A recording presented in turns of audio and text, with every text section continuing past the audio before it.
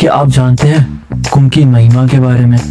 आपने कई बार सुना होगा कुंभ का मेला लगा है, मगर ये सिर्फ एक मेला नहीं, ये लोगों की आस्था है जो हर एक इंसान को से जोड़ती है। ये 4 साल बाद आने वाला कुंभ नहीं, ये महाकुंभ है जो 144 साल बाद आया है। अब आप सब सोच रहे होंगे कि 144 साल बाद कैसे, हर 4 साल बाद भी तो कुंभ आता है। तो आपको पता है कितने कुंभ होते हैं? आइए वो भी जान लेते हैं। तो आइए जानते हैं कितने कुंभ होते हैं। 4 कुंभ होते हैं। पहला कुंभ होता है जो 4 साल बाद आता है। दूसरा कुंभ 6 साल बाद आता है जिसको हम कहते हैं अर्ध कुंभ। फिर 12 साल आता है जिसको हम कहते हैं पूर्ण कुंभ। चौथा होता है महाकुंभ जो 144 साल बाद आता है। कुंभ तो सब जा रहे हैं, क्या सब में आस्था है कि नहीं? अब आप सोच रहे होंगे कि मैं ऐसा क्यों कह रहा हूँ कि आस्था के बारे में।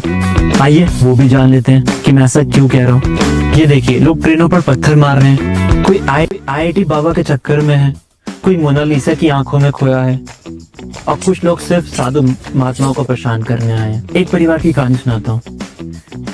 एक परिवार अपनी माँ को घर में बंद करके गंगा स्नान करने गए, और उसकी माँ भूख से तड़प रही थी पीछे से, और वो प्लास्टिक खा रही थी। अब आपको मैं कल का एक हादसा हुआ।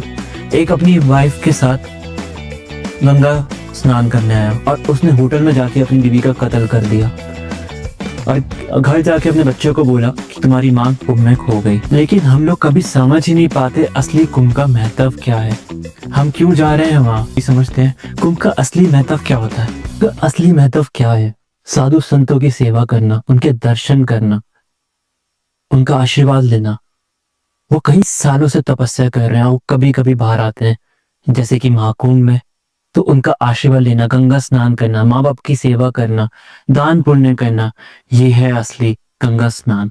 अब आप सब जानते हैं 28 तारीख को महाकुंभ का अंतिम शाही स्नान होने वाला है। अगर आप सब वहां जाएं तो अपने आप से एक वादा जरूर कीजिएगा कि आप किसी के साथ गलत नहीं करोगे, किसी का बुरा नहीं करोगे, किसी को परेशान नहीं करोगे, माँ बाप की सेवा करोगे। यही आपका असली स्नान होगा। अगर आप ये संकल्प लेते हैं तो कमेंट में जय श्री राम जरूर लिखिएगा।